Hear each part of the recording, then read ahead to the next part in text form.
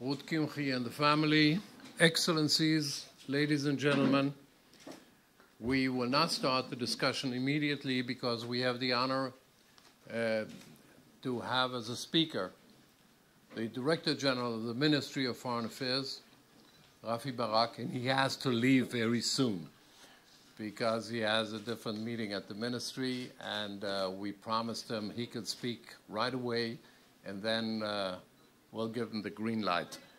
So there's no alternative. Everybody will have to hold it in his hand. Director General of the Ministry of Foreign Affairs, Raffi Barak, please.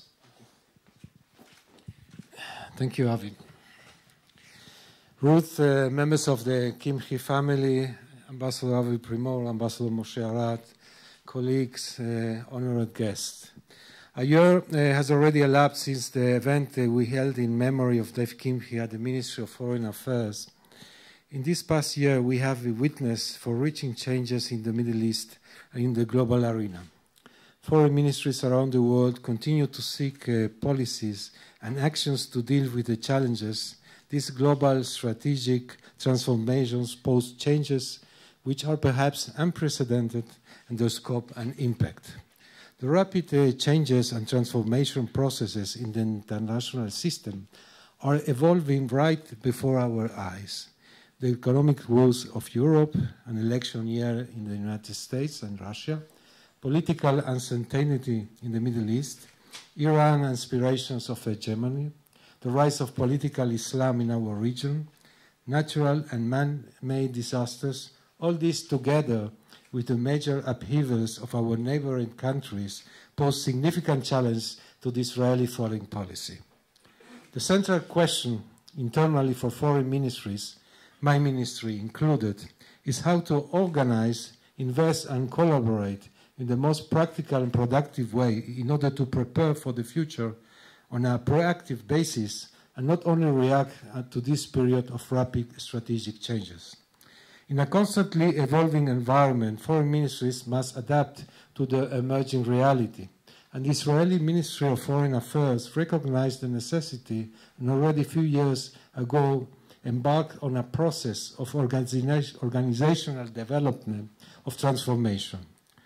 We have currently commenced the crucial stage of adoption and implementation of these organizational changes that will enable the ministry to fulfill the objectives and tasks that confront the state of Israel in the international arena. In the current global arena, Israel's national strength and resilience is more and more dependent on her international standing. The Ministry of Foreign Affairs is at the front line of the struggle, on the one hand having to deal with the new threats to Israel's status and legitimacy, and on the other to make use of the opportunities that periods of crisis and changes sometimes present. The arena of multilateral diplomacy, with its range of UN organizations, regional and professional organizations, remains a focal point of the ministry's work. This is an addition to the wide range of bilateral ties and relations that the ministry is active in order to promote the many areas of Israel's strengths and our advantages in our society, economy, industry, research and development, academic, culture, etc. As all of us witness, social media continue to grow and develop with the ability to affect political process internally and the international level. Digital diplomacy is an increasing component of the ministry's activities, this together with a major investment in our capabilities in the field of public diplomacy. This is a result of the growing impact of public opinion in a changing world. In this context, the ministry is leading a global campaign of branding Israel's image to have Israel identified with the concept of creative energy, a place of advanced breakthrough and unconventional ideas as a source of positive solutions and contributions to the world's problems. Among the objectives for the upcoming year, we also aim to continue improving our services to Israeli citizens abroad, as well as strengthening the ties between Israel and the Jewish communities around the globe and their identification with the state. Allow me to say a few words about Dave. Dave Kimche was the Director General of the Ministry of Foreign Affairs between 1980 to 1986. We are pleased that once again this year the minister is able also to offer scholarships in memory of Dave Kimche for advanced studies at the Hebrew University in fields that were of particular interest with Dave. In these many years of public service to the State of Israel, Dave always strove to look forward, to anticipate the changes, and identify the opportunities. This year, as I already stated, the international arena is characterized by many changes and, in fact, numerous question marks. We are actually dealing with the three main objectives in our foreign policy, in our daily foreign policy. The first one, as a matter of policy, we try to observe what's going on in our region and keeping what we call a strategic silence. That is, the events in the region are not about Israel, so we try to keep some distance. The second element in our active foreign policy today is to try to keep our assets, and the assets are based in our peace treaties with Egypt and with Jordan. And the third element that is on the basis of our policy today is trying to look for new friends in the region. And this is why I identified what we all learned from Dave, looking for new friends. We are actively doing this. It's not an easy task, and we are working hard in order to achieve also this goal. I hope that they will not only deal successfully with the challenges, but also be able to fruitfully utilize the political opportunities of this period office. I would like to thank you for the invitation and to wish you an excellent afternoon. Thank you very much. Thank you very much. The first, what? Can you hear me now? I thank very much the first diplomat of the Ministry of Foreign Affairs, the Director General, and we'll give him the blessing to go now to the other meeting with our colleagues, former members of the Ministry of Foreign Affairs. Give them our greetings. Thank you. Thank you.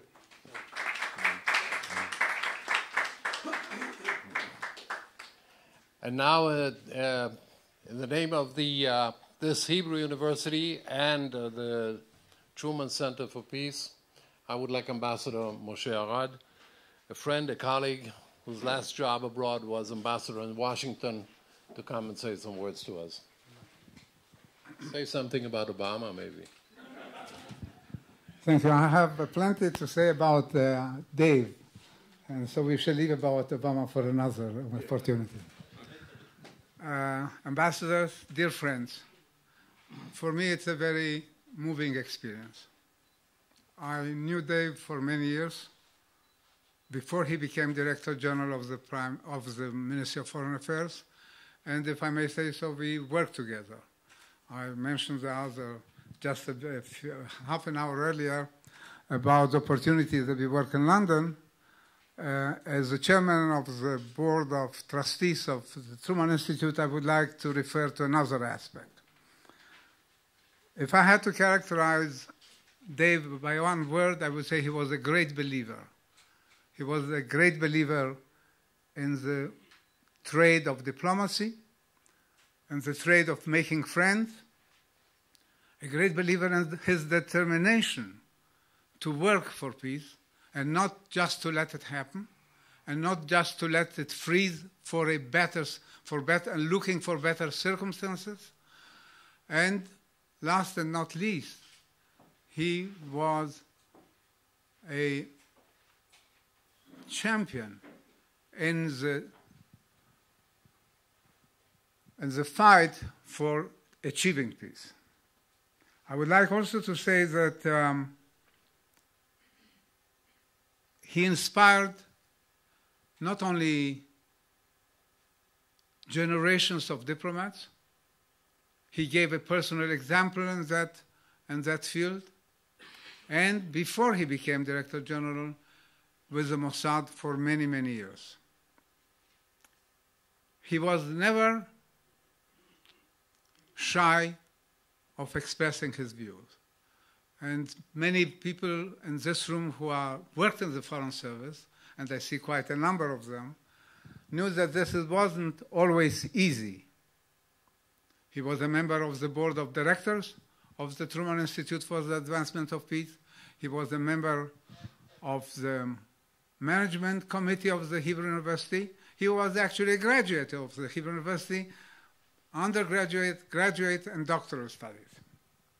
And he saw his voluntary work with the university and with the Truman Institute as a continuation of his labor for peace and for a better understanding with our Arab neighbors. I would like to say just a few more words about Dave, about his talent to convince individuals to take upon themselves missions and tasks which they never thought that they are capable to take upon themselves. Knowledgeable, always about the background of those individuals. On the June 5th, 1982, I received a phone call early in the morning saying, Moshe, you have to go down to Tel Aviv, to the military headquarters of the IDF, and you will be our representative of the Ministry of Foreign Affairs in the operation branch of the IDF, and mission and the task will be coming later today. I found myself for the next 2 weeks sleeping in Tel Aviv at the military headquarters and working during the day, actually during the night as well, as the liaison officer for the Israeli government and for the Israeli army with the American embassy in Tel Aviv, because over 2,500 Americans were stranded in Beirut and they had to go out. So he said to me, you are actually traveling around the world. I was at that time the Inspector General of the ministry. So go ahead, you will find your way. 2 weeks later, I had another phone call, and of course we were in daily contact during those 2 weeks. 2 weeks later, I get another phone call. He said, you are going up to Beirut. I said, to Beirut? What am I supposed to do in Beirut? He said, you will open the information office in Beirut. I said, Dave, I don't speak Arabic. He said, you will manage. So for the next 2.5 months, I had a mission extraordinarily interesting, which I never experienced again in the Foreign Service. I had to deal with Lebanese journalists, international journalists, Israeli journalists, and established the information office for the Ministry of Foreign Affairs in Beirut. I had a car, an Israeli car, rented from Avis, which I traveled around Beirut without any license numbers. That was how people were traveling in Beirut at the time. One thing they forgot, that Israeli cars had at that time a red tape behind just to reflect the car. There was no such thing in Beirut. So obviously anyone who saw this car knew this is an Israeli car. But it worked out quite well. So what I'm trying to say is that Dave especially had the talent to inspire, to be the leader of the many members of the diplomatic service during those years, and that's how I will remember him. I welcome you all today. We just inaugurated in the library of the Truman Institute the part of the library of Dave Kimche, and which has many books, which are actually the only exemplar of those books are to be found here in this library. I would like to mention here and to pay my respects, and actually not only my admiration for Ruth, for the Kimche family, represented here by the 2 daughters and by the son of Dave, and to wish you all an interesting session which is about to start. Thank you very much. Thank you very much, Ambassador Arad. I thought you were going to speak about the Hebrew University because you represent the university here. He was also, by the way, for many years vice president of this university. But you preferred to speak about Dave, and you're perfectly right, because this is the reason for our being here today. And you mentioned how Dave, who, by the way, in in my view, was the most prominent, the most dominant, and the most powerful Director General our ministry ever had. And he always took initiatives which another Director General wouldn't dare to take. So he sent you to Beirut just like that and told you what you had to do because he was sure you were able to complete such a mission. And just the same thing he did to me. In 1980, I obtained my dream appointment at the ministry. I was appointed director of the European department, and I really dreamt of that. That's what I wanted. But I met Dave in my first mission when I was first appointed abroad in Africa. And for him, I was an African man. So he called me in and said, I have a much better promotion for you. What is better than the European department? I said, you'll be the director of the African department. So I said, but we have no African department because we have no relations with Africa, because the relations, the diplomatic relations, were totally severed or almost totally severed in 1973. There were no relations anymore. So he said, that's your job, to build them up. Come on, do something, create something. That's what I expect of you. And that was his way of functioning. He knew how to encourage people and stand behind them, back them. But today we want to speak about the Middle East, which is also not only a point of interest, but one could say a speciality of Dave. Well, he specialized in everything in reality.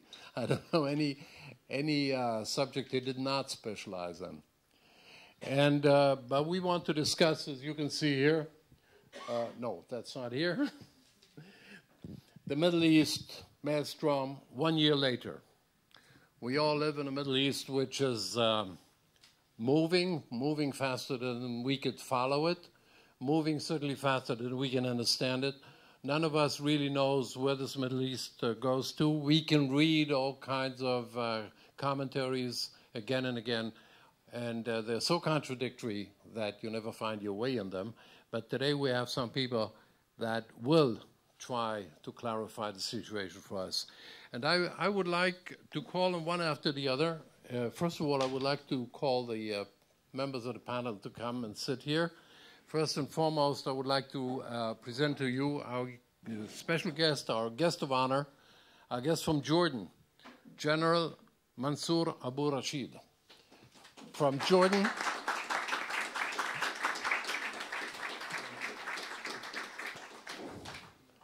General Mansour Abu Rashid was, among others, Commander-in-Chief of the Royal Jordanian Air Force, highly decorated, and since early in his career he had to deal with Israel on various occasions.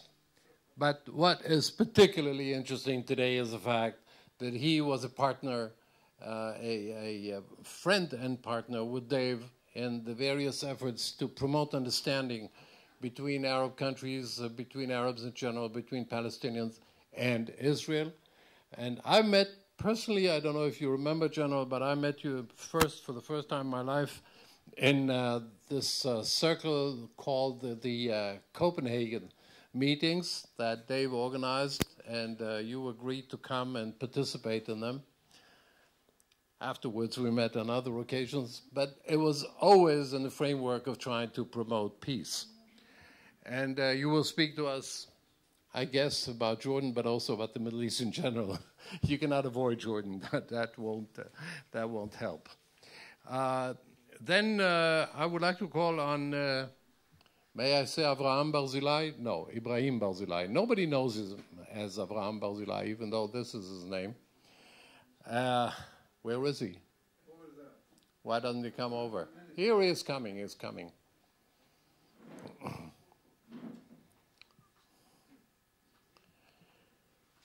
A close collaborator of Dave Kimche, and also a friend of his, and I could witness very often, ever since I first met him in Paris, how close a friend, an intimate friend of Dave he was. And he will speak to us about a very special subject which is extremely important in the Middle East, but very few people talk about it. And that is the Kurdish problem.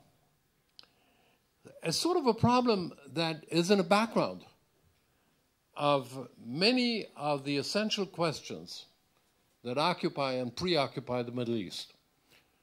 We're not always aware of it. Every once in a while we hear of Kurds in Iraq, of Kurds in Turkey, but in reality you have them everywhere and they play an essential role. Today, for instance, nobody knows that except the experts, but they play an essential role in the war in Syria because they're one of those minorities who are worried about a change in the regime in Syria. I'm not going to explain that to you. Ibrahim, who is the real expert on Kurds, he will explain it to you.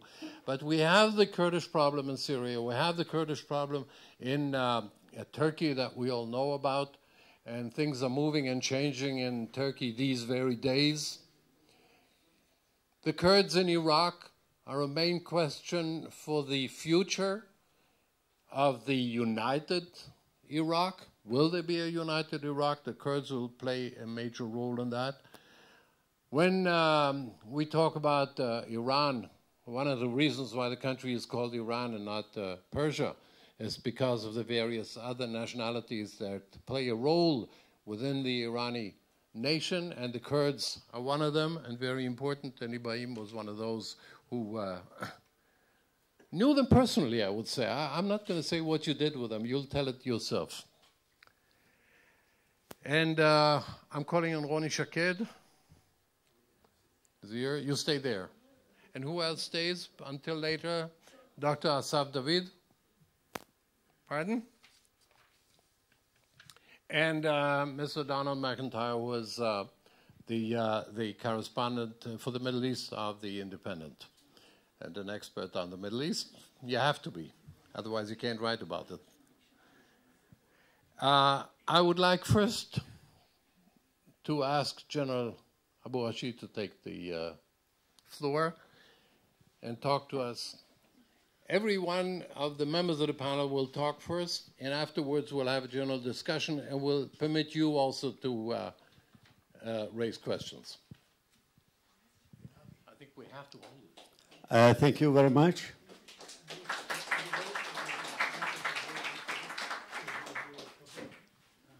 In fact, I prepare myself to talk about Dave himself. For that reason, I prepare something written here about my relation with Dave Kimche for the last 20 years. First of all, I have to thank my colleagues in the Truman Center for the invitation to be here this afternoon.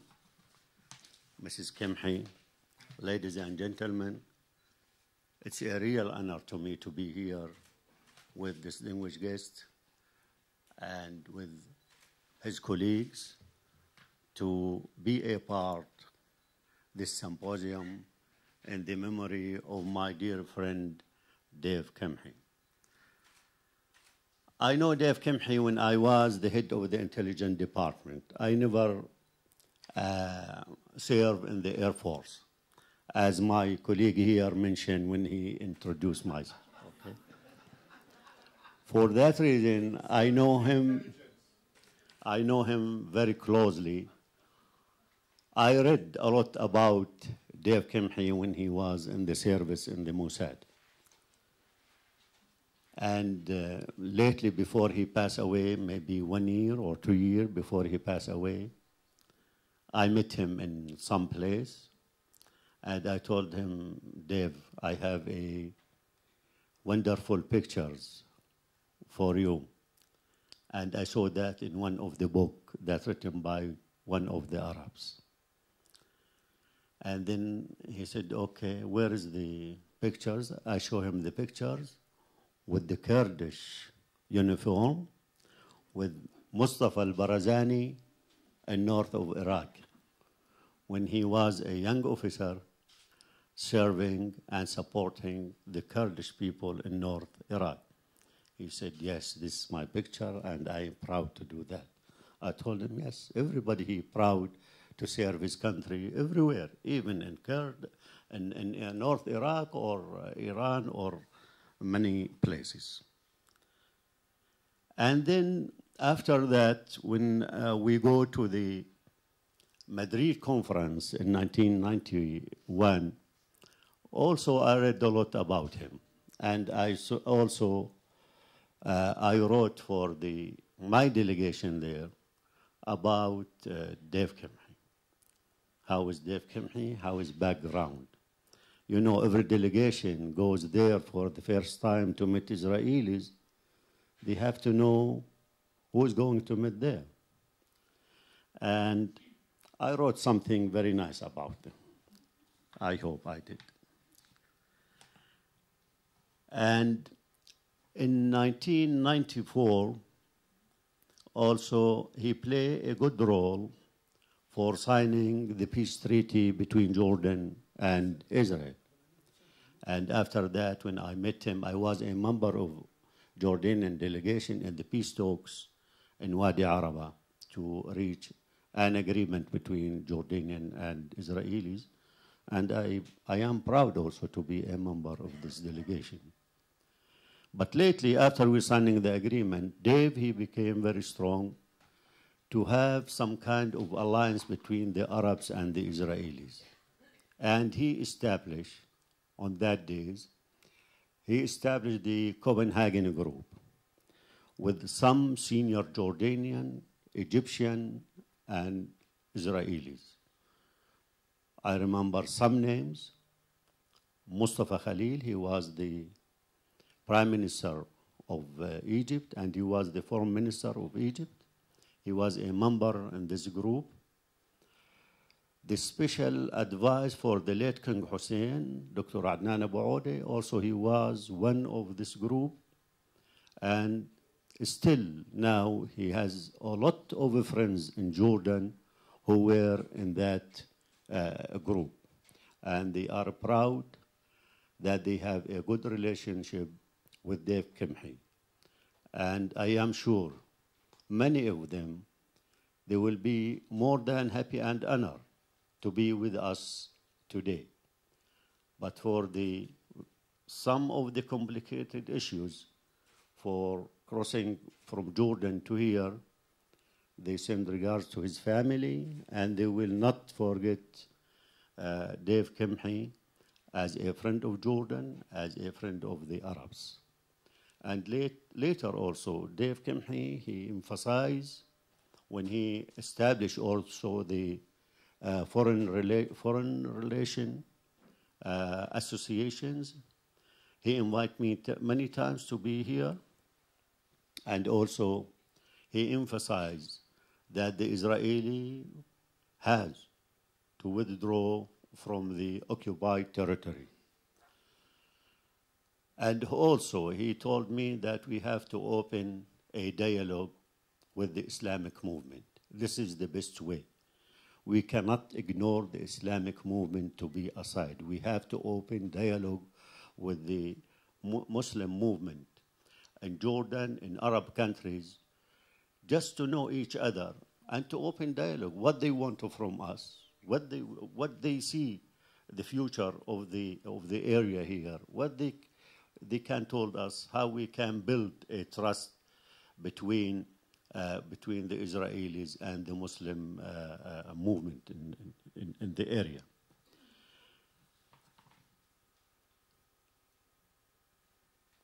And in 2003 also, he was behind the Geneva Accord. He worked a lot. He worked a lot to establish this group, Geneva Accord, also to find some solution for the Israeli-Palestinian conflict.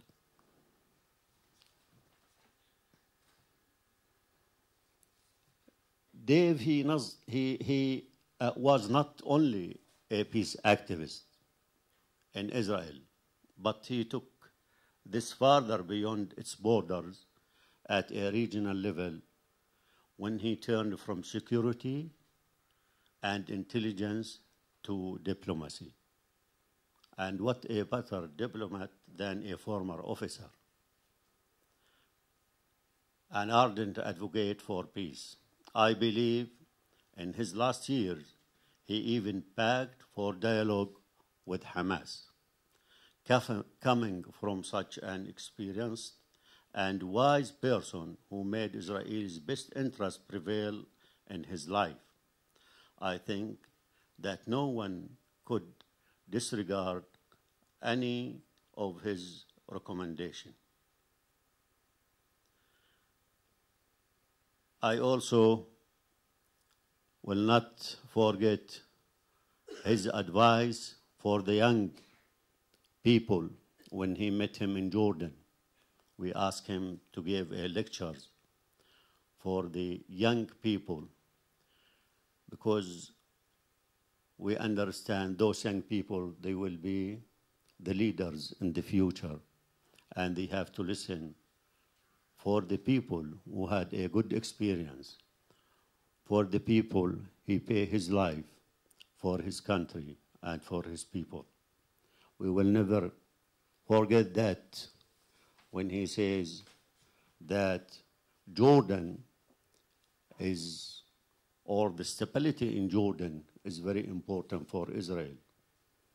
And the good relationship between Jordan and Israel, it helps a lot for the future and for the build a good relationship between Arabs and Israelis.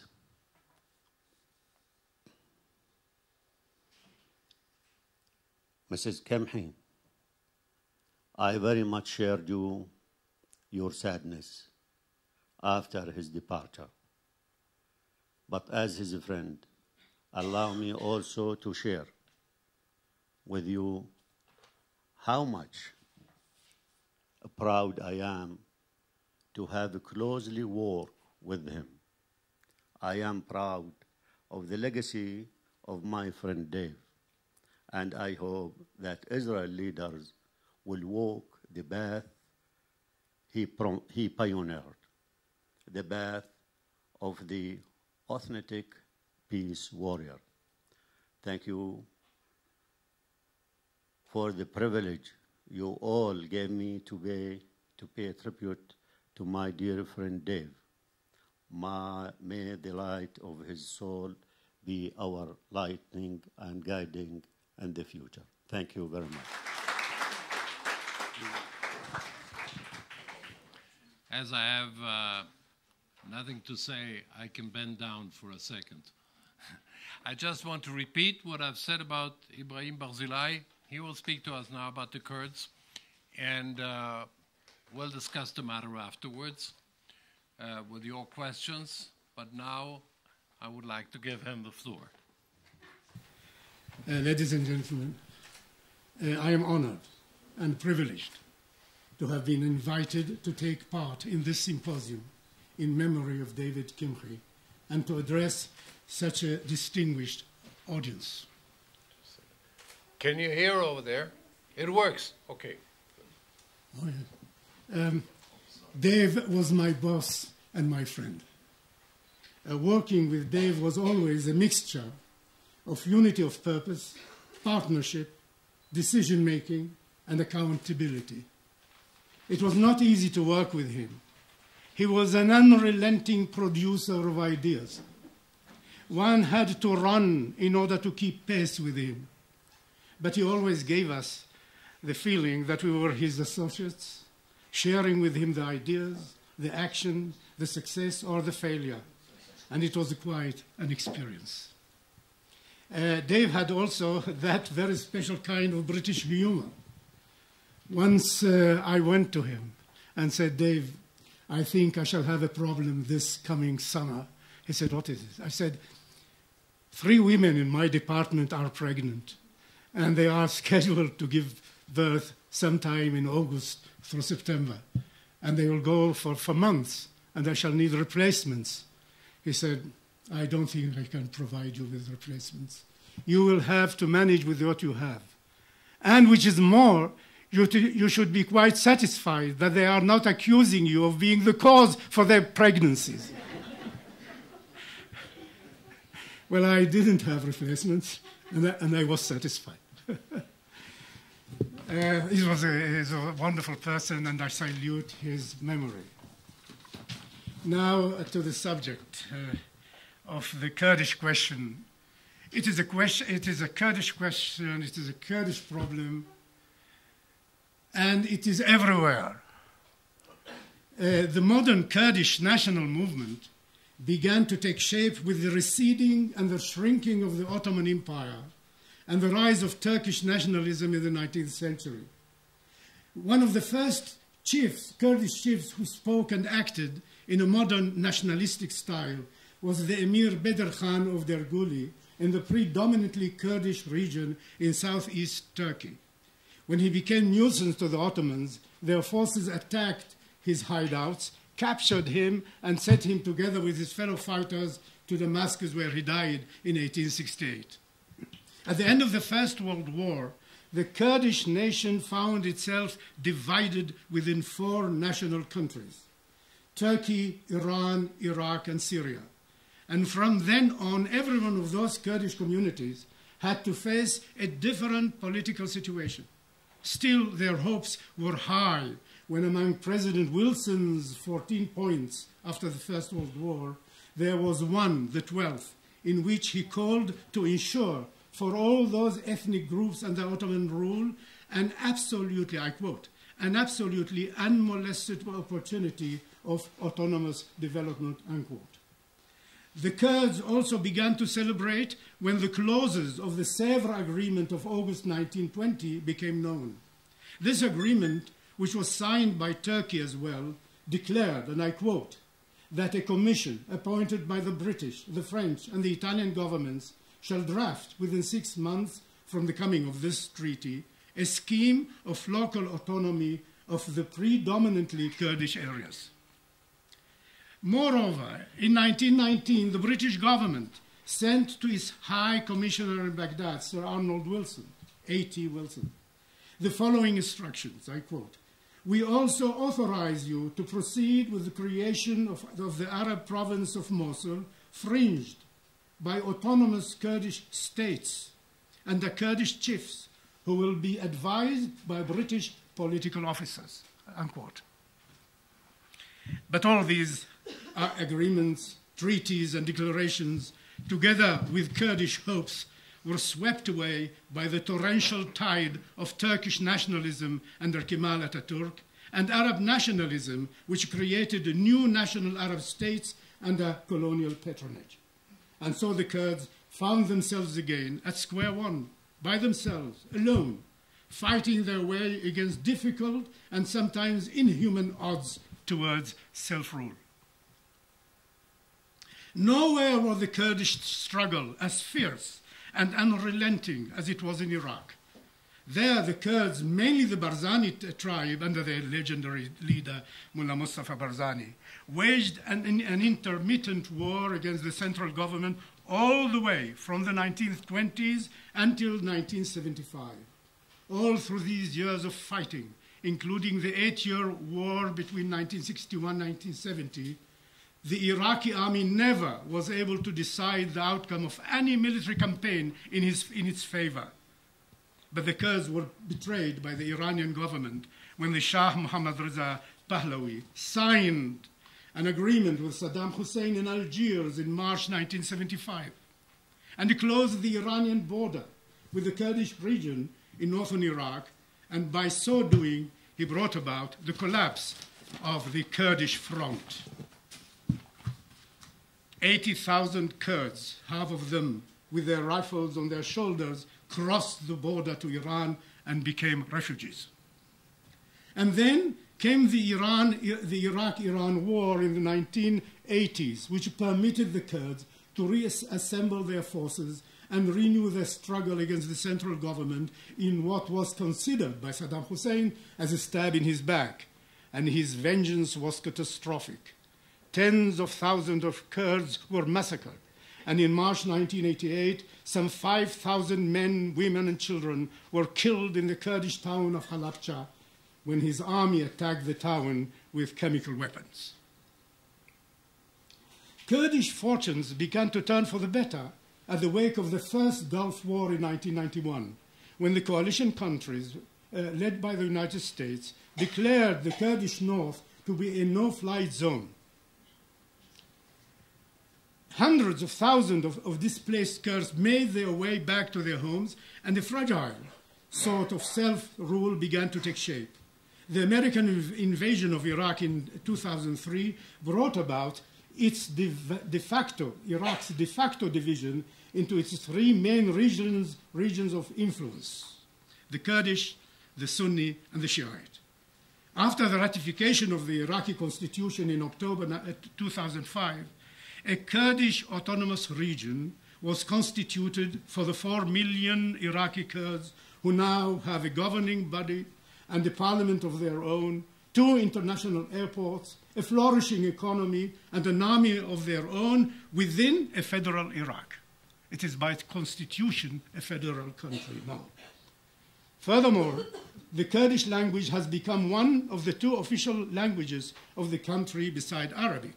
It is almost the fulfillment of the Kurdish dream of a national home, although it is just for a small part of the Kurdish nation of 26 million. In Iran, since President Ahmadinejad came to power in 2005, the 4 million Iranian Kurds have faced worsening discriminatory practices in Iran. In May 9 last year, 5 Kurds were executed by hanging in Tehran. 2 of them were accused of belonging to the Party of a Free Life of Kurdistan, the PJAK. This party has been conducting an armed struggle while entrenched in the Iraqi side of the Jasusan Mountains. Lately, a very fragile ceasefire agreement brokered by the government of the Kurdish Autonomous Region was reached between the Kurdish rebels and Iran, in which PJAK pledged that her fighters would cease to infiltrate into Iran. This agreement came following months of bloody clashes between Iranian Revolutionary Guards and PJAK. In Syria, 20% of Syria's Kurdish population of 1.8 million were stripped in 1962 of their Syrian citizenship, following a highly controversial census. The Syrian government claimed that the Kurds had infiltrated into Syria illegally from neighboring countries, especially from Turkey. This last year, while Syrian troops have been killing Arab citizens, demanding the downfall of Assad, Kurdish areas remained relatively calm. Syrian Kurdish leaders do not believe that the Arab opposition would back up their demands for self-rule in the mainly Kurdish northeast region of the country. But in Syria, like in Syria, on October 7 last year, Syrian forces assassinated the Kurdish most popular leader, Mashal Temu, causing fierce agitation within the Kurdish population. Still, Kurdish leaders in Syria do not trust the Arab opposition, backed by Turkey. This is also the reason why they boycotted the summit of the Syrian opposition in Turkey last May, stating that any such meeting held in Turkey could be detrimental to the Kurds because Turkey is against the national aspirations of the Kurds in all parts of Kurdistan, in all four countries. The future of the Kurdish national aspiration, ladies and gentlemen, will not be determined in Iraq, in Iran, or Syria. It will be decided for the better or for the worse in just one place, the Turkish Republic. It is there where half of the Kurdish nation lives, some 13 to 15 million of them.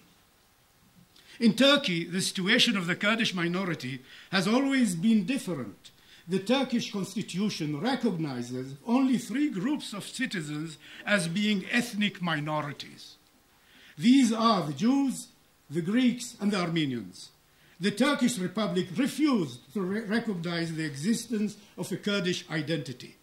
And if there were no Kurds, there was no Kurdish language, no Kurdish culture, and no Kurdish education or Kurdish political activities. Once Kurds who spoke Kurdish in public were fined 5 gurush for every word they uttered at a time when a head of sheep fetched 50 gurush. Newborn Kurdish babies were forbidden by law to be registered in Kurdish names. As recently as 2008, the Kurdish governor of Diyarbakir district, together with all the members of his council, were removed from office just because they had distributed municipal instructions to the public in the Kurdish language. But Kurds in Turkey could not remain indefinitely untouched by the national fervor of their brethren in Iraq. In 1974, Abdullah Öcalan founded the Labour Party of Kurdistan, the PKK, and 10 years later he launched his armed struggle against the Turkish Republic. Unfortunately for the Kurdish cause, the Marxist Öcalan adopted the Maoist theory of a people's war using classic terrorist methods. They killed innocent Turkish civilians, civil servants, judges, and even Kurds suspected of being government stooges. The PKK fighters were no match for the Turkish army and had to seek refuge in the Kandil mountains within Iraq. In time, conditions in Turkey began to change.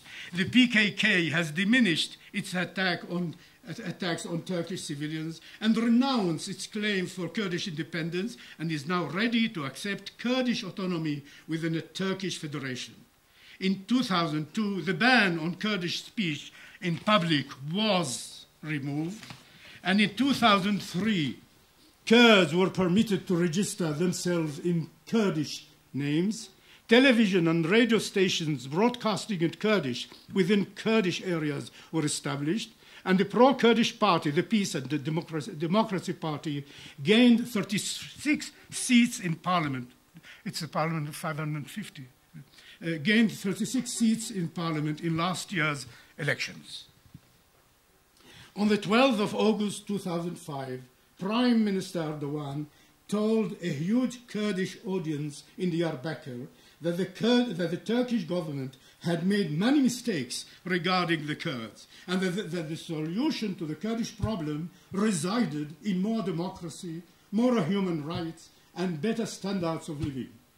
Kurds everywhere hailed Erdogan's speech as a token of a radical change in Turkish policy towards them and the beginning of a new era of cooperation between the Kurdish national movement and Turkey. But alas, in the wake of last year's elections, a substantial change occurred in Erdogan's attitude towards the Kurds. He went back to the old arguments denying the existence of a Kurdish question. He also began to emphasize the need to unite a Turkish society in order to fulfill its national mission. Unite Turkish society and national mission. This was, of course, contrary to the Kurdish separatist or federative aspirations. To sum up as a forecast for the future, I would like to quote Professor Ofra Benjo, who is a research fellow at the Moshe Dayan Center for Middle Eastern and African Studies. And I quote, in an article of June last year, she wrote, and here I quote, that Turkey today was the home of undeniably strong Kurdish national movement.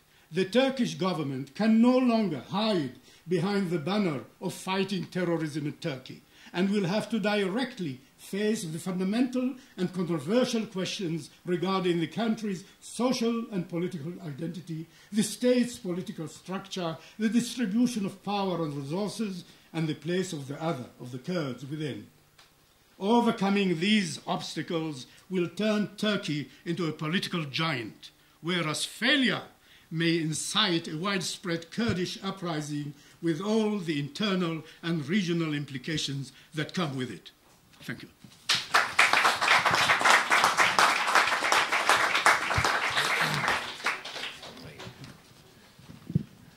I want to thank you very much, Ibrahim, and I think you will agree with me that this is the most delicate and important subject that we don't really treat or follow regularly. Before I thank you and let you sit down, I want to ask you one question. Among other of his very beneficial and fruitful activities, Dave was also very much concerned with the Kurds and with their problem. Thank you. Thank you for asking me this. Yes. That's why I told you not right, to sit down yet. Oh yes, oh yes.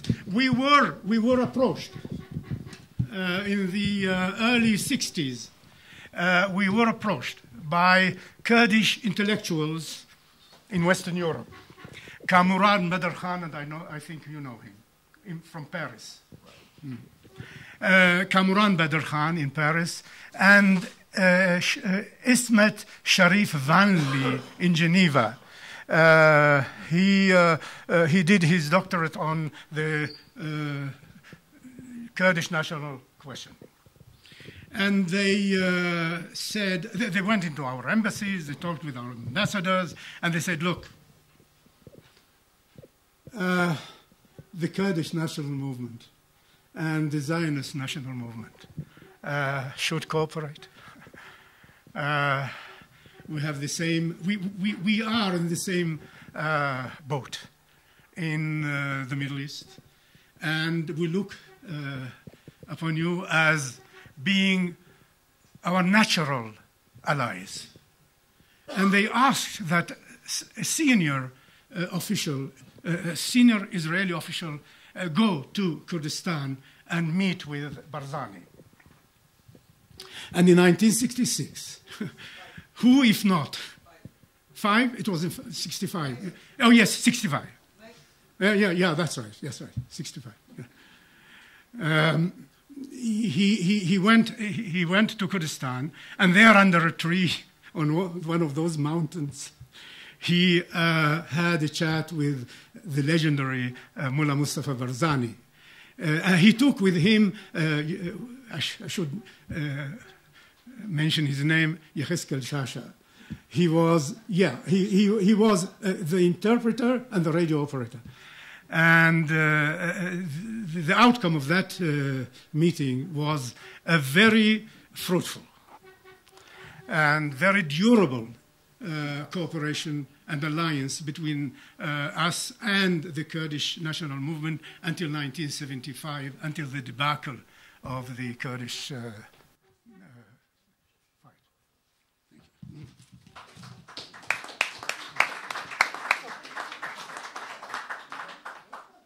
Yes, Ibrahim, now you have earned the right to sit back. We will switch slowly to the general discussion, but I would like one point of view, I would call it a world point of view, of a gentleman who received as a recipient of a prize called Peace Through Media. I didn't know that we could have peace through media, but if there is such a prize, then I suppose that must be true. I'm calling on Mr. Donald Macintyre, who is in Jerusalem, the correspondent for The Independent, who was a chief political commentator as well as political editor of The Commentator. He should talk to us a little bit about his experience, his views in the Middle East. I'm not expecting a real speech, just a short comment in order to introduce us into the discussion. Please.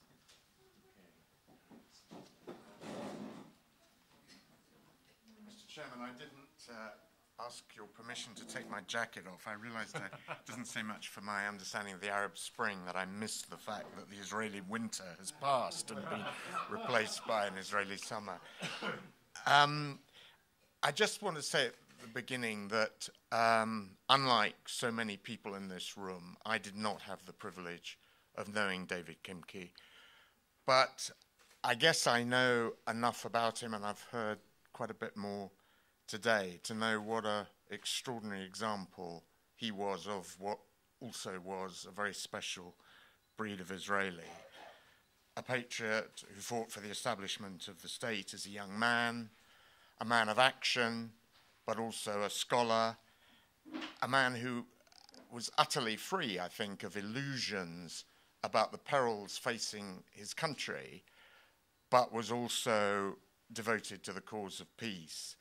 And I guess that one thing about him, it's not many people, I think, of whom one says this. One says it in my country of George Orwell, that you sort of wish that they were alive to tell you what they thought about a particular thing. And I guess there are very few events of which that is truer than the Arab Spring. It would indeed have been very great to hear what he had to say about it. I am not a scholar, and I am not an expert on the Arab world at all. Ronnie Shaked is much more than I am. But I was lucky enough to spend some time in Egypt and Libya last year. And I just wanted very briefly, I suppose, and I will try and be very brief, to share just one or two impressions.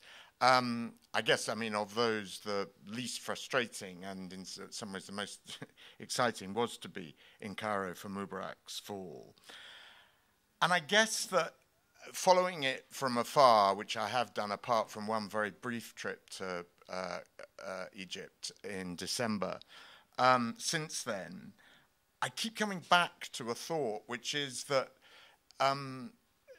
there tends to be a rather binary view, I think, of what we discovered about what also I think is a rather obsolete and always was a rather patronizing term, the Arab street, which was exposed by what happened in Tahrir Square and elsewhere in the country. And that is that there tends, I think, to be a sort of feeling that there were what I believe Prime Minister Netanyahu refers to as the Google kids on the one hand and Islamic fundamentalists on the other, and that's about it. And I suppose one of my abiding memories of Tahrir Square in those days before Mubarak's fall was the very large number of, I guess you would call them middle class, but they were doctors, lawyers, accountants, as well as many working people. And it was impossible, I think, not to be impressed by two things. One was that in many cases they were arguing really about the things that we all argue about, which is, except that in Egypt the conditions were very extreme, namely a very bad economic situation in which there were some people who were extremely rich and others. I remember an anaesthetist saying to me that he earned what, I can't, because I didn't bring my glasses, I can't read my translation into shekels of, I registered it as 100 sterling pounds a month, and his frustration at the fact that he knew that the only way he could get a half-decent education for his kids was by sending them to private school, and despite working all the hours that God sent as an anaesthetist in one of Cairo's biggest hospitals, he couldn't afford to do that. And these sound very humdrum, but they were accompanied, I think, by the other thing, and I am greatly aware of the dangers, particularly now that things have gone into a very uncertain and in some ways there are quite dark aspects a year on, about the danger of being starry-eyed about the Arab Spring. But the other thing that was really very impressive was to see these queues of people coming into Tahrir Square, brandishing their ID cards. They had to show their ID cards in order to get past the stewards and into the square to establish they weren't secret police or whatever, but waving them with a kind of pride. And indeed, I lost count of the number of people who said for the first time they felt proud to be Egyptian. Now, as I say, I don't want to be sentimental. I don't want to be romantic about this. There are many extreme difficulties. There are tensions with democratic forces actually in Egypt. So I don't want to be starry-eyed, but I also don't think that that pride which people did feel for the first time in Tahrir Square is going easily to go into reverse. Because I'm conscious of time, I will skip talking about Libya. I guess this time last year, well, okay, this time last year, I had just experienced the privilege, really, of covering Mubarak's fall and had just got my Libyan visa and was off to Tripoli. I can talk more about it, but I'm worried about time. I mean, I think that there are very few really smart things to say about Libya, because it's in many ways such a bewildering country. But I'm not wholly surprised that it is in a pretty chaotic state at the moment, that power is vested in, to a large extent, in a number of competing militias, that the Transitional Council hasn't got as much of a grip on the country as they would like. Because even under, well, actually, especially in some ways under Gaddafi's rule, it was possible to see that this was a state which would have to be built from scratch. And I mean, I think I wrote at one point that being in Tripoli in that period from March and April, when the NATO bombing started, was a bit like being in a Graham Greene novel. I mean, it was very, very difficult to believe that the demonstrations in favor of Gaddafi, of which there were many and vociferous, as the bombs fell, really reflected a reality. And that sense of something below the surface was increased by the kind of very brave people that you find in all sorts of circumstances of repression, I think. The guy who sidles up to you at a military funeral and says, you know, those bodies aren't people who were killed by bombing at all. They were all killed in Zawiya by Gaddafi's forces, and they've just brought the bodies here. He then invites you into his kitchen in Souk al-Juma and tells you how his mood is going up and down in sort of direct relation to the bombing. In other words, up when there's a lot of it and down when there doesn't seem to be very much of it. And I mean, I think that, I mean, it's because of these guys and because of people who correctly predicted, actually, in that very repressed Tripoli in those months, when it was not at all certain that Gaddafi was going to go. And I think we sometimes forget about that. And actually, if I can just digress to make one point, which is Kimche relevant, which is that reading his account of the fall of the Shah's Iran in 1979 and the inability, especially actually of the CIA and others, to read that this was happening, struck me as very similar in many ways to what had happened in Cairo. Sorry, I'm jumping back to Cairo for a moment. And I can remember thinking, watching a demonstration of journalists in Cairo, and seeing and thinking that Mubarak's thugs are going to pounce on them at any minute. Actually, they didn't.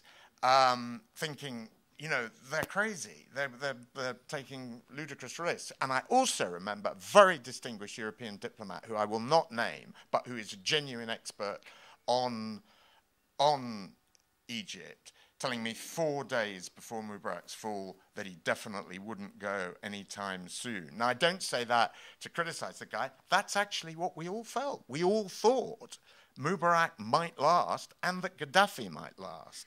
Now, Syria, which there are many people in this room who know more about than I do, I'm not going to talk about, but it's worth remembering, I think.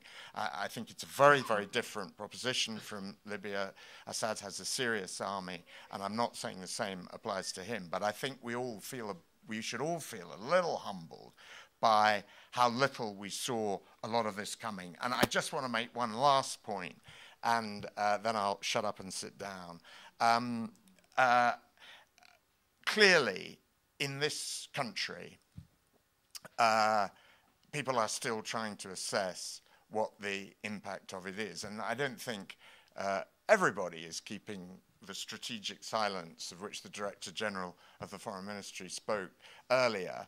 But I was interested that President Obama said in his speech to AIPAC this week that, and I paraphrase, because without my glasses I can't read my notes, that the huge changes and turmoil in the region were a reason for pressing ahead with an Israeli-Palestinian peace rather than the opposite. And I think that is one of several ways, I suppose, in which a bit of a gulf is opening up between him and Prime Minister Netanyahu, because Prime Minister, in his November speech, I think took the opposite view, effectively, that the risks and perils created by the Arab Spring made this fundamentally not the time for massive changes of territory in return for peace. I may be doing him an injustice, but that's a very rough paraphrase, I think, of what he said. And I think there will be an increasing debate on this. And I think there are some important changes. I think that, for example, Hamas, which General Mansour reminded us David Kimche was in favor of talking to, is changing as a result a bit in ways that are by no means certainly predictable, and again about which we should not be starry-eyed. Hamas remains a very repressive organization in Gaza, but these events cannot fail to influence it. The Muslim Brotherhood, by some accounts, told them to get out of Syria. They are looking for some kind of accommodation with the Muslim Brotherhood, who now happen to form the majority, I mean, accommodation because they are offshoots of the Muslim Brotherhood, who are trying to, have succeeded in becoming the majority in the Egyptian parliament, and whom the Americans and others are going to be talking to. So these are important changes. And I think one other change, and then I will shut up, is that this is a sort of big picture fact, and I recognize there are many perils, but for a very long time, Arab regimes used the Israeli-Palestinian question as an excuse, really, for not making more progress internally and both economically and politically. Now, it is a perverse consequence, in a way, it seems to me, of these still very uncertain and unpredictable changes in the region, that people essentially rejected that excuse. What they did was they said, no, our situation is objectively important, whatever else is. Now, there are dangers in that, but I think there's also an opportunity. And I sort of end by asking perhaps people who can answer this question better than I can, what would David Kimche have thought? Well, thank you very much, Mr. Macintyre. I must say, nobody asked you to shut up. You kept repeating that you were going to shut up. We wanted to hear you. We didn't want you to shut up. By the way, you mentioned Dave Kimche's wish to have talks with the Hamas. He is not the only former chief or top official of Mossad who, for instance, yeah. Well, there were others as well, but there's a difference between specialists, experts on the one hand, and politicians on the other. We have that. Now, I wonder if Ronnie Shaked, who was a good link to Mr. Macintyre, because he's the Academy and the media, would like to say something. You're a good link now, so please. And you're, I would say, a specialist, or you specialize on Israeli-Palestinian, on the Israeli-Palestinian conflict, and you work on the ethos of conflict in Palestinian society. So you'll just join in. Thank you. Thank you very much, ladies and gentlemen. I met Dave in 1985. And since then, I met him several times. He asked me to come and to share with him my view about the territories, about the Palestinians. But for me, you heard about his job in the Mossad. For me, the most important thing that he was a peace activist. And I remember in 1996, he was sitting on the sidewalk near the Prime Minister office and near the Prime Minister home in Rehavia, sleeping there all night with 3 or 4 people from Shalom Achshav, and in the morning somebody from Rechavia came and gave him money. He thought that he's a homeless. But as I said, Dave was thinking a lot about the peace and about the Palestinian people, and especially how to solve the problem, how to talk with those people, how to come into progress, everything. Therefore, he was a real activist for me. Let's go back to the Palestinians and their problem here now in the Middle East, and especially at those days in the Arab Spring, because the Palestinians were not part of the Arab Spring, and the Arab Spring was not part of the social, political life of the Palestinians. The Arab Spring just passed over the Palestinians, ignored them, but nevertheless, it's affected them negatively, pushed them aside, and now they are not in the focus of the Middle East discourse. They lost the backbone of the Arab world. The rise of the Muslim Brotherhood was a blow to Abu Mazen and encouraged Hamas. Recent international development have not been good for the Palestinians. Their efforts, for example, in the Middle East, in the United Nations, was stalled. President Obama is involved in an election campaign, and the Palestinian feeling that he has turned his back on them. Europe is busy with the economic crisis, and the most terrible thing for them, Israeli Netanyahu government is not responsive at all to their demand. More than it, the government does not care about the Palestinians. They look at the Palestinians as an enemy, not as a neighbor who are living just a few meters even from here. For example, here, the Isawiya village, just a few meters from the place that we are sitting now. In summer 2009, the Palestinian leadership initiated a new strategy in order to overcome the political deadlock. This strategy was built on several months after the establishment of the Netanyahu government. It was encouraged from the President Obama and his vision for two-state solution. And this demand from, and his demand from Israel to freeze all settlement activity. The strategy was based on promoting statehood through international political and legal framework, and first and the foremost, to be accepted to the United Nations with full membership on the basis of Palestinian state with the border with 1967 line or borders with its capital, East Jerusalem. The strategy planned to take practical measure of state building in a bottom-up process, including government capacity and political readiness for statehood.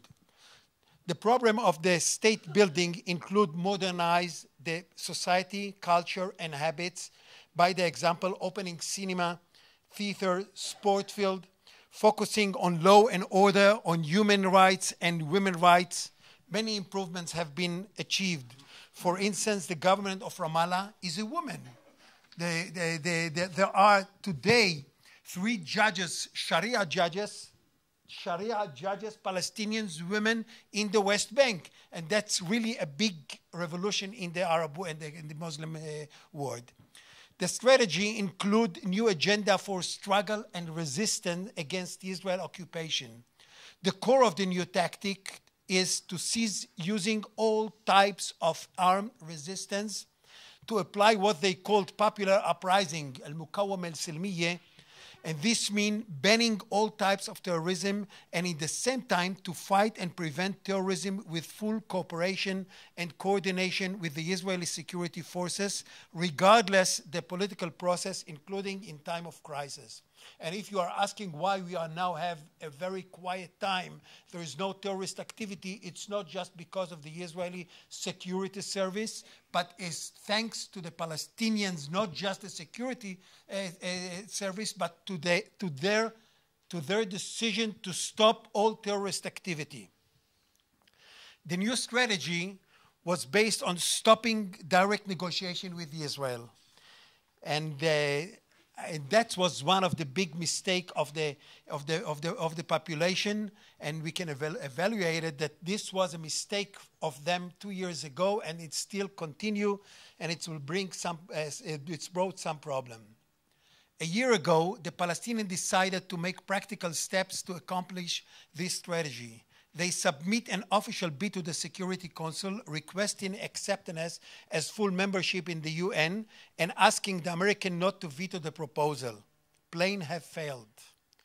Let us be honest. Abu Mazen brought a change of perceptions. I'm calling it also a change in the ethos of the Palestinians' conflict. No more armed struggle, resistance through state building, through democratization, and struggle through international support, especially the United Nations. According to Abu Mazen, this is the third intifada. This is the key in order to achieve Palestinian states. Now, the state building process is on its way with success. The Palestinian struggle in the West Bank against terrorism has achieved very good results, but the Palestinians are in the same situation they achieved nothing till now. Today, there are more than this. New strategy was drawn up after the Palestinians understood that the improbability of negotiation with Netanyahu government, as well as their hopeless feeling of despair because of the rapid growth of the obstacle for reaching the two-state solution. As well as their hopeless feeling of despair because of the rapid growth of the obstacle for reaching the two-state solution. For example, just to get one example, if in 1993, when the Oslo Agreement was signed, there were about 100,000 settlers in the West Bank. Today, there are 350 settlers in the West Bank, and without Jerusalem. I'm not talking about East Jerusalem. Excuse me, 50,000, 350,000. And according to Dayan, one of the leaders of the settlers, they want in the year of 2020 to have 500,000 Jews living in the West Bank. And that's a big catastrophe for the Palestinians. Yeah, and the most important thing that's happened during the last year, the struggle between the two communities living in the West Bank, the Jewish settlers and the Palestinians, is not just an ethnic, national, or a territorial conflict.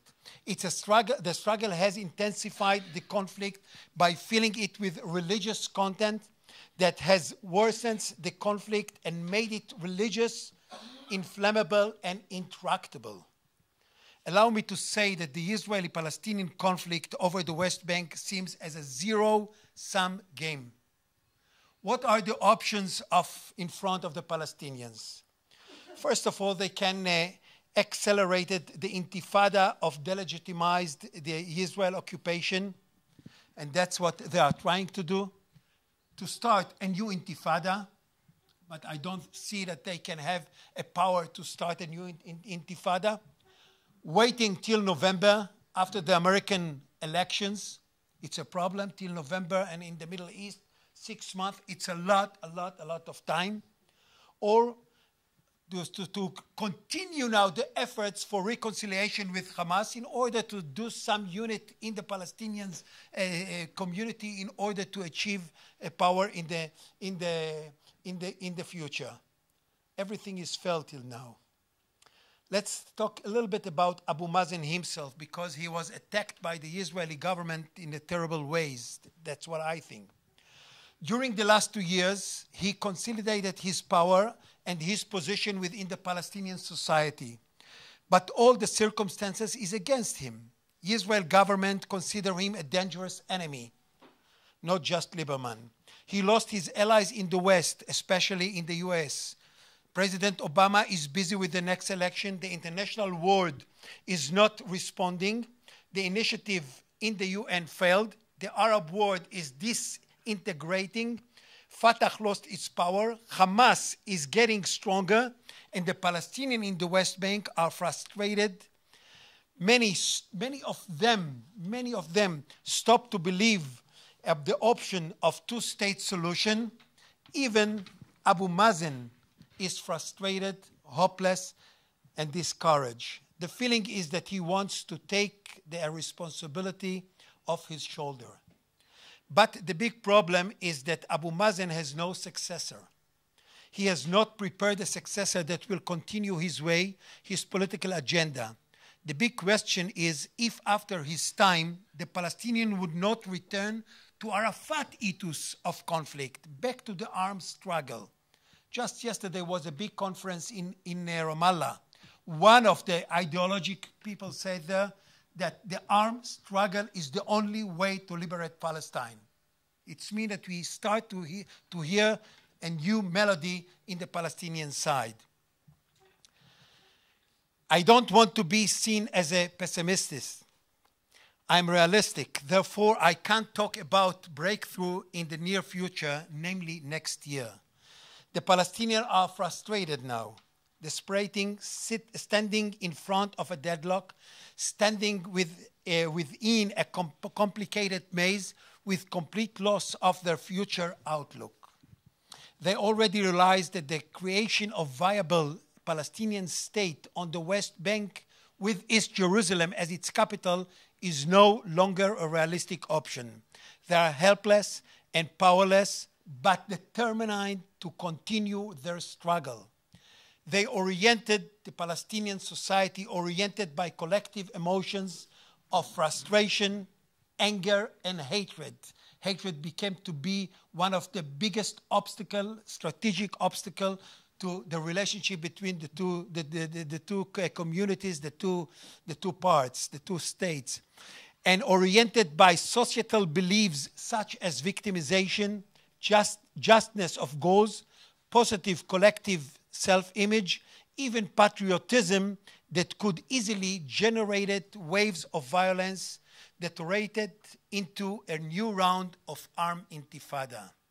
Yes, the Palestinians want their own Arab Spring. They don't know how to get it. Thank you.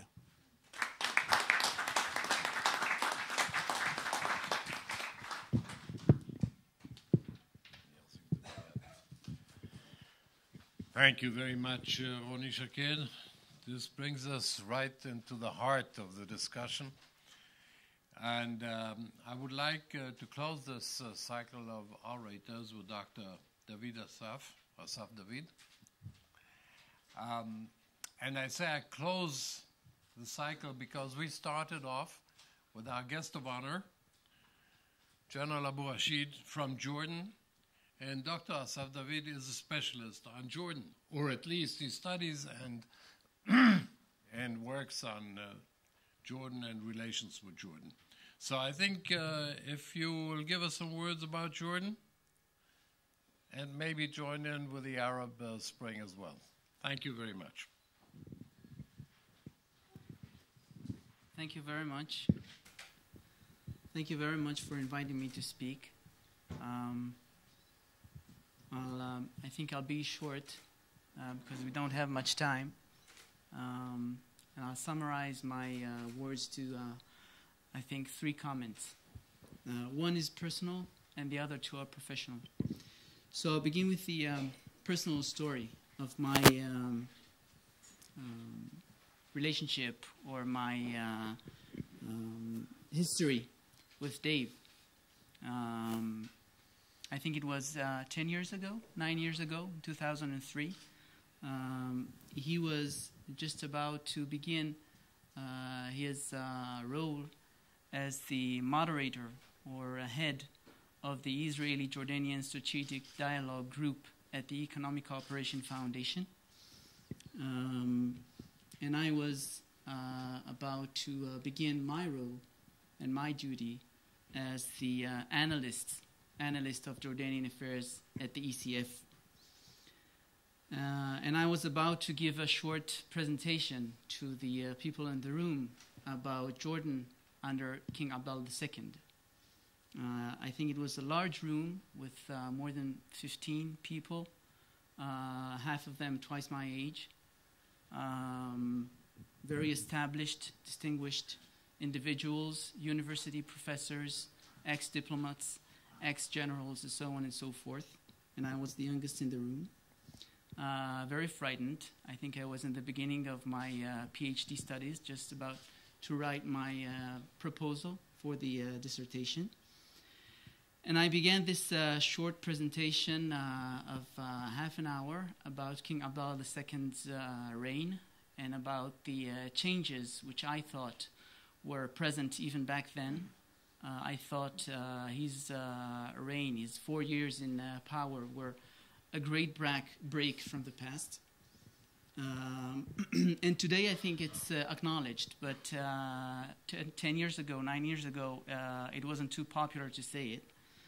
And after half an hour of a presentation, I ended it and said, and saw the people in the room. I thought they weren't too much happy with the presentation. Maybe they disagreed with my analysis. And I said, basically, well, now you can crucify me.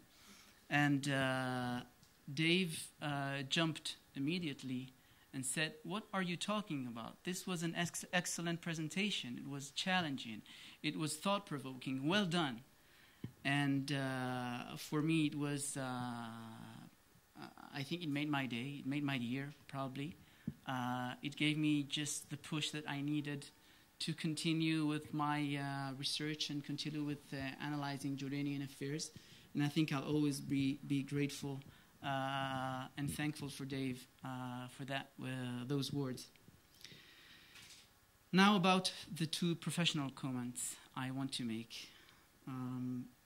I was contemplating whether to talk to you about my capacity or under my capacity as an academic here at the Truman Institute, or under my capacity as a person who's following and participating in the non-governmental dialogue between Israel and Jordan. I think I will want to make a combination of the two.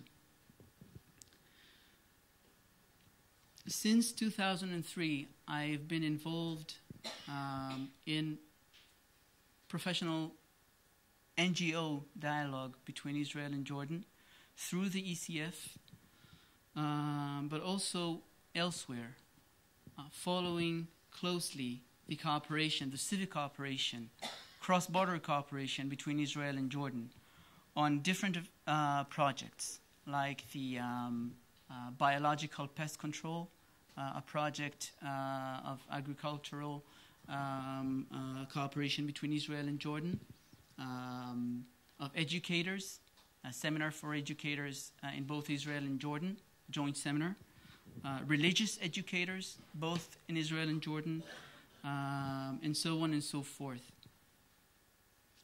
I think my appreciation of the cooperation between Israel and Jordan, the civic cooperation between Israel and Jordan, is that there is a lot of room for continuation and progress on this issue. There's a lot of thirst in both sides, I think, especially when you talk about the borders, the northern borders between Israel and Jordan, to cooperate with each other, to know each other, even in an intercultural dialogue between groups, between families, between children, between educators, between parents from both sides. The question is, should the state support this dialogue?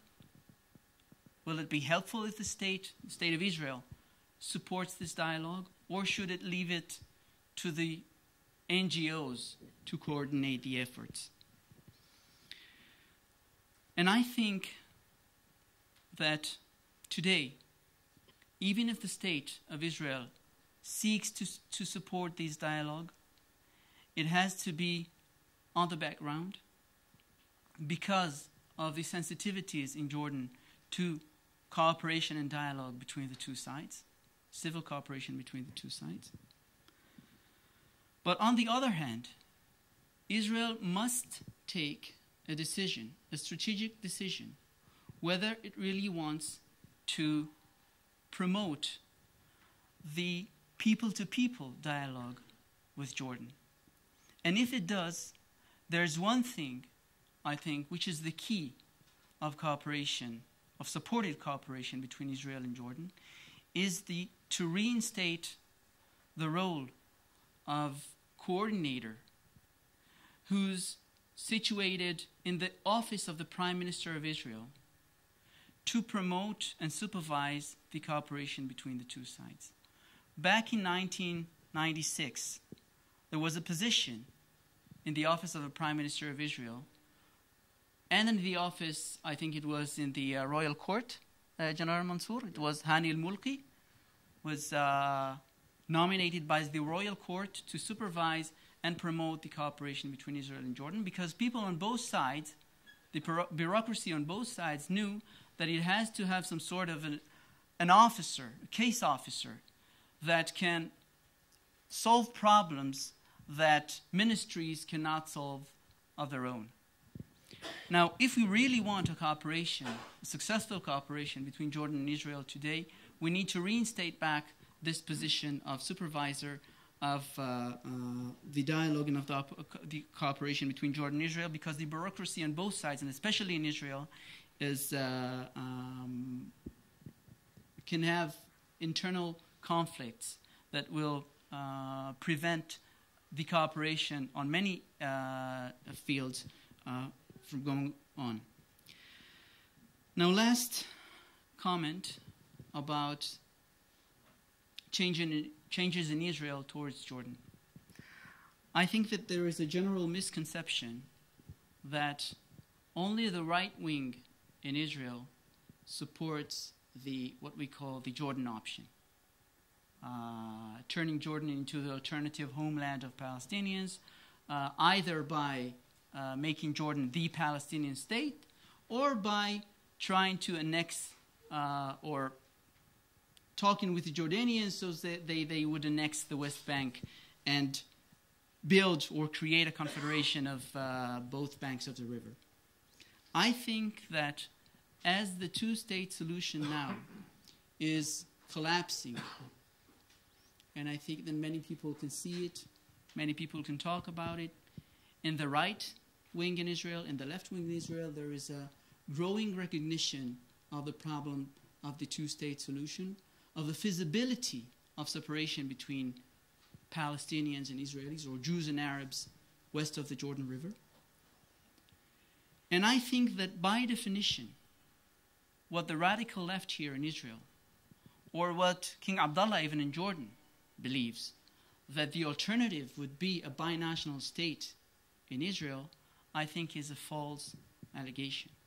I think that the Israeli society is growing more and more, or moving more and more towards the right wing of the political map. And that means that more and more people tend to believe that the solution to the Palestinian problem would be on the expense of Jordan, at the expense of Jordan. Now, I'm not saying it very lightly. I know the meaning of what I'm saying. I've been approached last month several times, or a few times, by people from associated with the right wing the political map in Israel, or with the academy that is associated with the right wing, suggesting that Israel should support, or asking me, inquiring whether Israel should support, not Israel, the state of Israel, but Israel, the right wing in Israel, the political parties in Israel of the right wing, should support an individual called Mudar Zahran. Probably the general heard about the name Mudar Zahran. Mudar Zahran was a diplomat. He's a Jordanian of Palestinian origin. He was a diplomat, Jordanian diplomat, in one of America's missions in the region. He's promoting the toppling of the Hashemite regime in order to make Jordan an alternative homeland for the Palestinians. Basically, want to make us believe that he can provide for making Jordan an alternative homeland for Palestinians, not a religious state, but a secular Palestinian state. He's not talking about the West Bank, he's talking about Judea and Samaria. He gives us all that we want to hear from a Palestinian, from a good Palestinian, so to say. And people, I think, or I'm afraid, that people from the right wing will be tempted to follow this man and cooperate with him because of the impasse of the two-state solution right now. And I want to warn here of a second Bashir Jumayel, which I think we don't need, especially not with Jordan these days.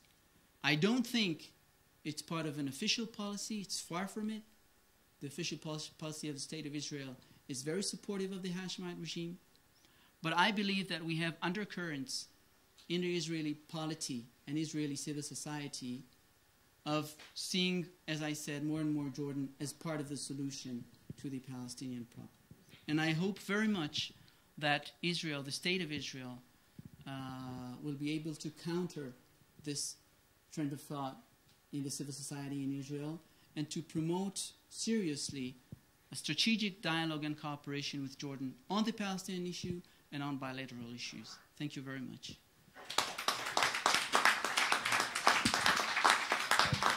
In the round of questions and the discussion with the members of the panel, I would like to ask Lawrence. Where's Lawrence? There you are. Lawrence of Arabia. How much time do we have? How much? 20 minutes. Okay. Lawrence of Arabia has written the book called The 7 Pillars of Wisdom. And Dave Kimche wrote The Seven Fallen Pillars. With his brother. Where's John? John Kimche. What? John Kimche, 7 Fallen Pillars. לבדו? דייב הוא השותף לזה? Yeah, אני יודע. Yeah. Both sides. Both sides of the hill, I think. That's right. Okay, I would like to use the privilege of being the moderator and ask the first question, and that is general a question to you, but also to all the others. What kind of a mood is there in the Arab world today facing the civil war in Syria? I visited 2 days ago Hebron, and I was stunned to speak to people who supported Assad. And they told me not everybody supports Assad in this Palestinian town, the biggest in the West Bank, but many are. And I would very much like to understand that. Why do people in the Arab world and the civil society support Bashar al-Assad? Maybe you can sit down. I'll bring it to you. Okay, this is interesting. Wait just one minute. Yeah.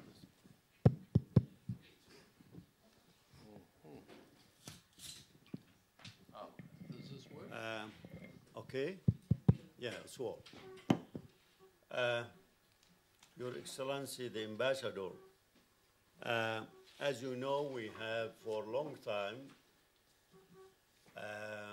a party, they called it Hizb al-Ba'ath al-Ishtiraki, and this is political party controlled Syria for a long time.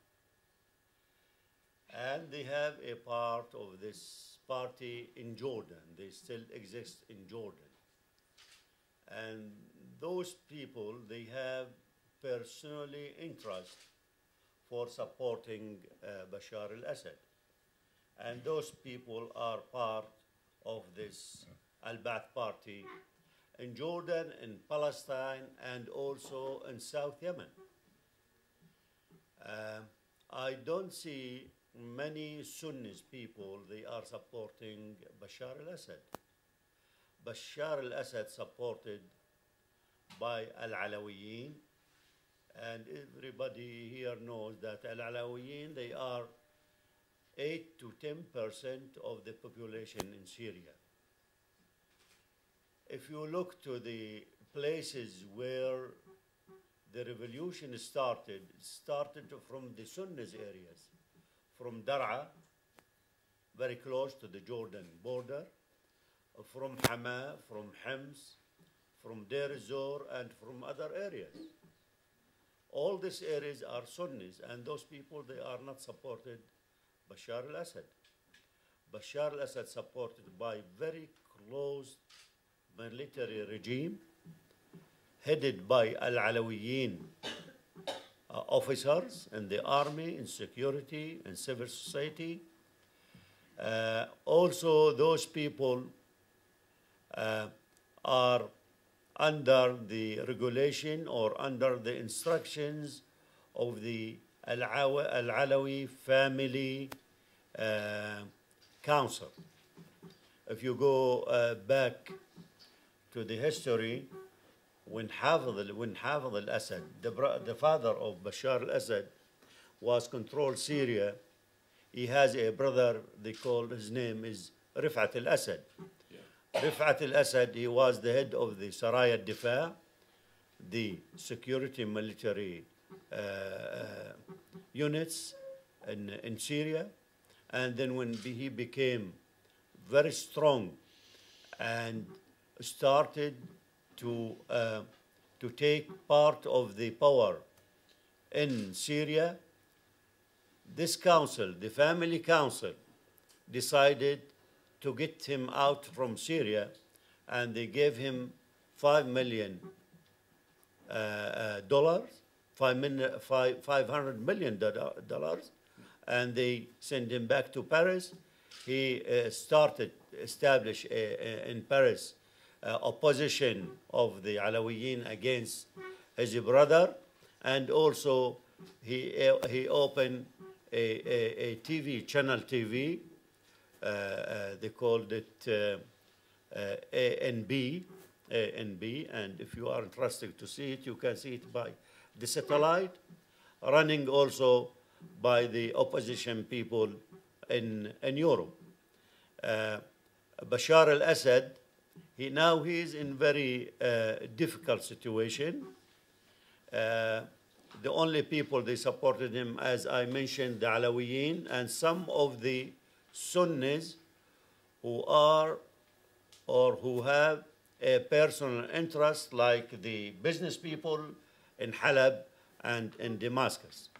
But what I heard from the opposition Syrian people lately, those people, they cannot pay money for good for many years. I think very soon they will stop all the money supported for Bashar al-Assad regime. I am sure that the international community, they didn't support the revolution in Syria. They didn't have any advanced steps to support the Free Army in Syria, or even to support the civil society in Syria.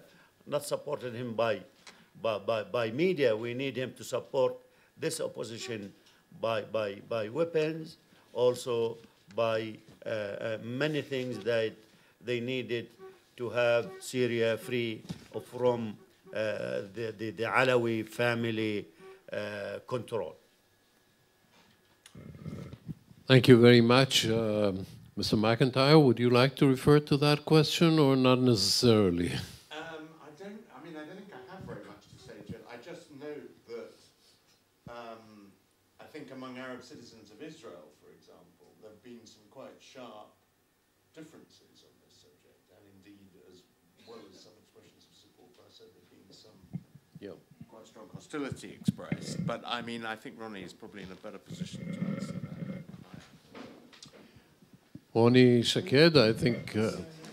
Okay, I'll get to you. Yeah. I think that there is something much, much more deeper, because everyone from every Arab countries wants to keep its statehood, its sovereignty. That's the problem. Why in Jordan there are a lot of refugees. Nobody is talking about it. In Lebanon, problem. Saudi Arabia is doing a lot of things under the table because they want to keep the Arab states as they are today, the structures of the Arab states. The minute that they're going to be involvement in Syria or in Libya of Arab state, they're going to collapse all the structure of the Arab states and will bring problem to what we call the territorial states in the Arab world. Therefore, everybody is talking. It's very easy, but not to go and to do something against the Syrian. Everybody has its own problem. Secondly, the minute that they are going to help Syria, they are afraid that the riots from Syria or the problem will come back in their country. Therefore, they keep quiet. And they prefer that Kofi Annan will come to Syria and to be the representative of the Arab League and not somebody from the Arab League. Thank you. Ibrahim, would you like to take the microphone over there? Take the microphone. Thank you. Thank you. I would like to remind everybody here that there is an inherent fear in Arab communities, in Arab populations, in Muslim populations, of what they call fitna, instability. This is the thing that they are very much afraid of. And this is one of the reasons why we see that royalties in the Arab world are still somehow stable, because in Arab mind, in Muslim mind, royalty means stability, consensus. And that is why whenever you ask Arabs or Muslims who are not involved in Tahrir or not involved in, they say, this is bad, this is bad. The states, populations are being, are being just thrown away from the middle consensus of the things. And I think this is why this Arab monarchies, as long as the monarch is not an Albanian, like King Farouk. Okay, that's old timers. Mr. Arazi, Doron Arazi, you wanted to ask. Yes, well, Lawrence of Arabia wrote the 7 Pillars of Wisdom. We have only time for 7 minutes of wisdom. So I'll take you, General Director. You don't have 7 minutes for a question. No, it's not 7 minutes for a question, I promise. 7 minutes for the answer.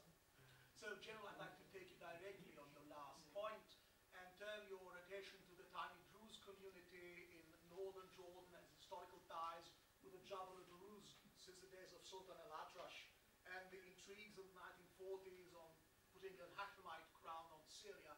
How would you assess the reaction of that community and at the Druze Syrian community to a possible downfall of the Alawite Assad regime, and would you see an autonomous tendency or even a secessionist tendency among them in case of a return to Sunni ascendancy in Syria? And how would you assess a possible reaction of the Hashemite monarchy to that possibility? And a second question to Mr. Macintyre. It has been said that foreign correspondents come to the Middle East on short 3-day hops, and this is why so many books are called The Middle East Yesterday, Today, Tomorrow. I'd like to ask you, since your own newspaper, particularly with its vehemently pro-Israeli Middle East commentator Robert Fisk, has been known as the intellectual tribune of a strong left-wing intellectual sympathy towards Arab nationalism and Islam, do you see in these circles a change in the shifting of the intellectual ground in view of the result of the Arab Spring turning into an Arab winter? General Abu Rashid, will you? Thank you. In fact, the Druze now in Syria, they are a very small minority now. And the relationship between Jordan and Syria, I mean people to people, we have many tribes are living along the border, and they have a good relationship between these tribes. Our concern in Jordan about the next refugee from Syria to Jordan. Until now, we have around 81,000 who crossed the border from Syria to Jordan. 80,001. Those people, they came as a visitors until now. We didn't recognize him as a refugee. Some of them, they have a relative in Jordan. Some of them, they have money. They they rent apartments, houses in Jordan, and they live, and they go and back. Our concern about that, if the Syrian started a civil war in the future, I am sure that many of them, they will leave, especially the Palestinian. The Palestinian, they don't have a good, let's say, community in Syria to be strong. And 400,000 Palestinian refugees in Syria, if the regime there is starting to push him out, the only place they can come to Jordan. And this is our fear for the future, to have another Palestinian refugee from Syria after we have 400,000 they came from Iraq, from Kuwait, Jordanian Palestinian, and also 700,000 Iraqi people who are living now in Jordan, beside some numbers of Afghani, Sudani, and the others. We don't have infrastructure to receive big number from the refugee, and also we don't have resources. We don't have water, we don't have electricity to support the people to come to Jordan.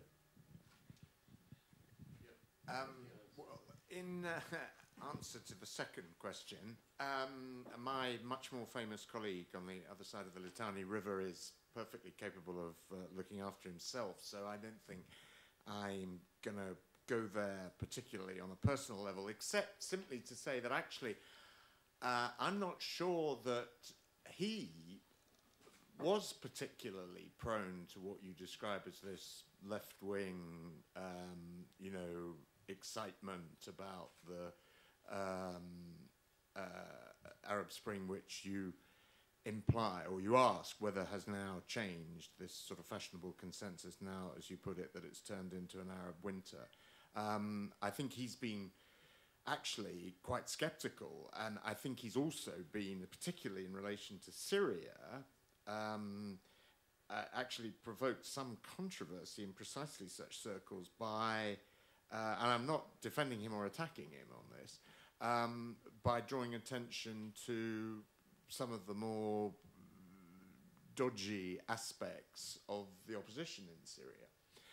So I'm not sure that I sort of completely accept the premise of your question in relation certainly to the paper as a whole, which Robert Fisk is not. I mean, Robert Fisk is responsible for many things, but one of them is not the editorial policy of The Independent. And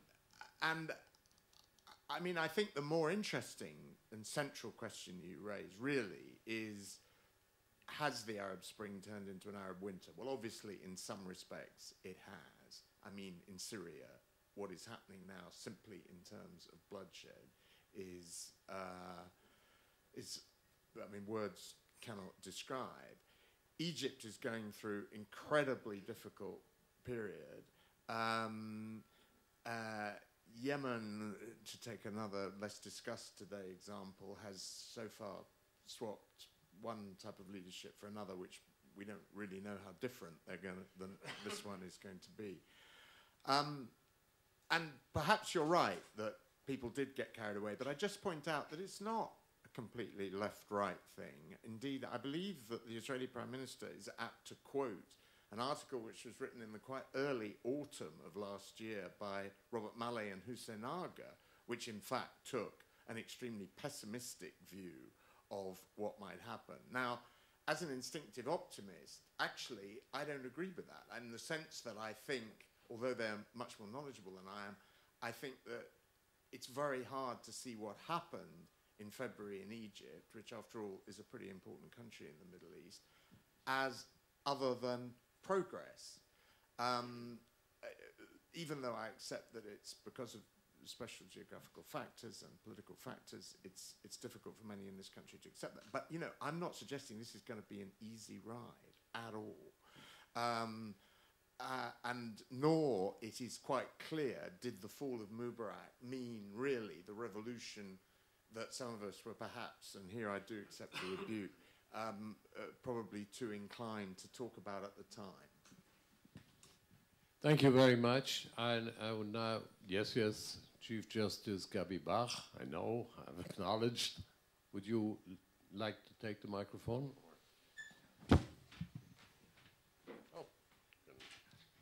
Yes, I also have a question to General Mansour Abu Rashid. First of all, I want to stress how pleased we are to be able to welcome you today in our midst. I've got the following question. Some time ago, there was a birthday party in my home for one of my grandchildren, and there were dozens of children from school and friends were there, and we showed a film where there was a goldfish who could make every dream come true for anyone who asked it. So I stopped the film and I asked the children, if you had a possibility to have a request and make it come true, what would you ask? So without exception, all of them said, we would like to have peace in our area. Now what I would like to ask you, I mean, it's difficult to examine this exactly, but if such a question were asked amongst young people in Jordan these days, do you think that the majority, or at least a large number of young people there would have the same feeling and the same expression?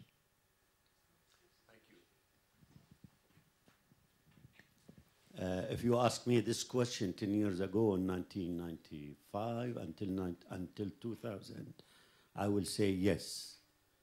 The majority of the young people and the older people, yes. But after the second intifada and the policy of the Israeli government in this area, it came very difficult to the people in Jordan to have or to strengthen the relationship with the others, especially with the Israelis, without knowing what is the future of this young people. The young people in Jordan, educated people, open. But I will give you my experience with the young people in Jordan when invite him to come to Israel. Immediately when they are coming to Israel, they change the mind. After staying with the Israelis in the camps or the university for 2 or 3 days, they change the mind. And we have a lot of activities through the institutions here in Israel to bring young people to build a trust and confidence between those people. We believe those people, they will be the leader in the future, and we have to strengthen this kind of relationship and confidence building measure between the both countries. I hope we can succeed. I hope we can also convince people in both sides to continue this kind of relation. But let me go back to the Assaf David when he mentioned about the Palestinian homeland in Jordan, that the Israeli, some of the right-wing Israeli parties in Jordan. I talked with many Israelis for many years. This is not secret. I started my relations with Israel in 1992, before the peace. And I heard a lot of terminology about that. But when I talk with the Israelis, who are very known, and they know the alliance or not alliance to the strategic relationship between Jordan and Israel, they said to me, and I fully agree what they said, suppose that if the Palestinians have a state in the east side of Jordan, I mean the River Jordan in Jordan, and they have also West Bank, Gaza, and the Arab Israeli in the north, with the Jordanian and open border with the East, with Iraq, with Syria, with Iran. How you can see this states in the future?